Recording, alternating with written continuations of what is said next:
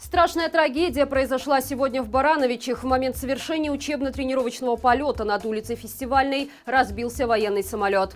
В результате чего погибли 2 летчика. Информацию об этом подтвердили Минобороны. Причиной аварии стала техническая неисправность. Падение было настолько сильным, что осколки самолета разлетелись на 100 метров, повредив фасады зданий и окна. Команда Маланки выражает соболезнования родным и близким погибших.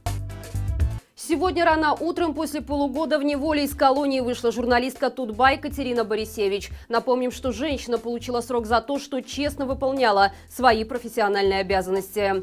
Она стала фигуранткой так называемого дела 0 промилле, связанного с гибелью Романа Бондаренко. В своем материале для портала журналистка предоставила доказательства того, что в крови Романа не было алкоголя. Вместе с ней на скамье подсудимых оказался и врач Артем Сорокин, который с разрешения близких погибшего дал Борисевич подтверждающий медицинский документ. В своем первом интервью на «Свободе» Катерина рассказала о том, что в заключении получила около 800 писем и прошла 2 этапа. Поскольку журналистку поставили на учет как склонную к экстремизму, ее перевозили из колонии в колонию практически через всю страну в наручниках.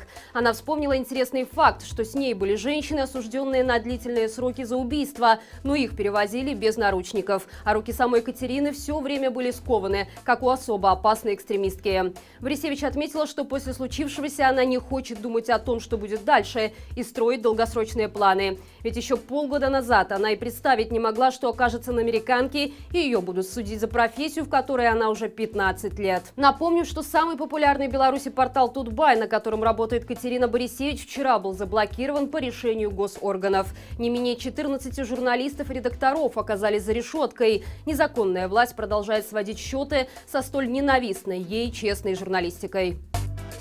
Трудно строить планы в стране, в которые могут посадить в любой момент. Такую мысль, полностью идентичную выводам Катерины Борисевич, высказала известная белорусская YouTube-блогерша и дизайнер Ольга Токарчук после того, как в прошлую пятницу ее задержали возле собственного дома и на глазах у детей. Очевидно, это было превентивное задержание, чтобы не допустить женщину, известную своими острыми высказываниями о происходящем в стране, к Дому правосудия, где в тот день начались слушания по делу студентов. Силовики увезли Токарчук в Первомайский РУВД и продержали там около 6 часов. За это время доблестная милиция проверила нижнее белье и резинку для волос, которые были на женщине. Погоняла ее по кабинетам и, наконец, придумала, в чем можно обвинить особо опасную преступницу. Шла по улице и ругалась матом. Правда, время злодеяний в протоколе указывали явно наобум. У Токарчук есть доказательства того, что в тот момент она расплачивалась на кассе в магазине. Женщина отказалась подписывать абсурдный протокол, и ее отпустили. Теперь она ожидает суда уже по уголовному делу, якобы за оскорбление судьи в комментариях на YouTube. Отметим, что только в этом году Токарчук привлекалась к административной ответственности уже 4 раза. По каждому эпизоду ей назначали крупные штрафы. Главе Союза поляков Анжелике Борис предлагали свободу в обмен на депортацию в Польшу, но она отказалась. Об этом рассказала директор Белсата Агнешка Ромашевска-Гузе. По ее словам, аналогичное предложение, вероятно, было сделано и Анджею Почобуту, а также другим фигурантам дела.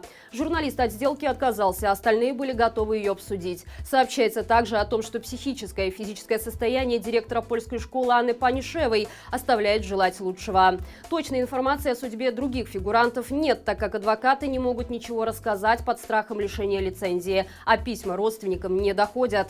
Напомним, что по делу Союза поляков сейчас задержаны 5 человек. Генпрокуратура возбудила в отношении председателя незарегистрированного в Беларуси Союза поляков Анжелики Борис, а также представителей данной организации Андрея Почобута, Ирины Бернацкой, Марины Тишковской и Анны Панишевой уголовное дело о героизации военных преступников.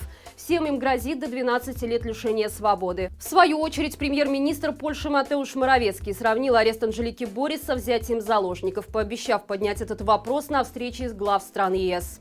А президент Польши Анджей Дуда написал о ситуации американскому президенту Джо Байдену. Нелегитимная власть решила не останавливаться на контрабанде одних только сигарет и шагнула дальше. Службе безопасности Украины удалось раскрыть схему контрабанды топлива из Беларуси и России на сумму в более чем $3,5 миллионов. По предварительным данным, поставки велись начиная с прошлого года в адрес ряда коммерческих структур без уплаты таможенных пошлин и акцизов. Избежание налогов коммерсанты добивались с помощью занижения по документам содержания метилового спирта в продукции. Организаторы схемы перерабатывали импортируемый товар на нелегальных мини-НПЗ в суррогатные горючие смазочные материалы. Затем топливо продавалось за наличные без оформления бухгалтерских документов. В ходе обысков в Киевской, Черниговской и Луганской областях были изъяты печати 300 фиктивных фирм, наличные, оборудование для переработки, метиловый спирт, химические добавки и готовый суррогат общим объемом более 1000 тонн. Важно отметить, что один из обысков проводился в доме, где проживает мэр Киева Виталий Кличко. Там были обнаружены документации и печати 68 юридических лиц, финансово-хозяйственная документация задействованных в противоправной схеме компаний, компьютерная техника и неучтенные средства. Ставили на растяжку, били по щиколоткам и по почкам, но по лайту так, чтобы синяков не осталось. Таким пыткам в Жодинском ИВС подвергся Андрей Пархоменко, задержанный за коробку от телевизора LG в АЧБ цвета в окне своей квартиры. Выйдя на свободу, мужчина рассказал об условиях содержания в изоляторе, куда попадает множество политических. По его словам, с момента задержания его вообще не кормили, а воду можно было пить только из-под крана. Спальных мест не хватало. В камере, предназначенной на 10 человек, находилось 15. При этом в помещениях было очень холодно, а матрасы у людей забирали. На свободе Андрей сдал положительный тест на ковид. Мужчина также отметил, что надзирателями в Жодино работают в основном молодые агрессивные ребята, с которыми бесполезно вступать в диалог. Отметим, что о нечеловеческих условиях, которые создают в местах лишения свободы для политических заключенных, рассказывают практически все, кто проходит через сутки. Так, отсидевший 20 суток бывший лидер Молодого фронта Дмитрий Дашкевич отметил, что маньяков на зоне не пытают так, как арестантов по политическим статьям. И это все на сегодня. Друзья, совместно с платформой «Голос» мы подготовили для вас новый выпуск «Давайте разберемся», в котором рассказываем, почему белорусы беднеют, кто в этом виноват на самом деле и какое влияние санкции имеют на режим Лукашенко. Смотрим, делимся с друзьями, ставим лайки и пишем комментарии для продвижения. До встречи завтра и живе Беларусь!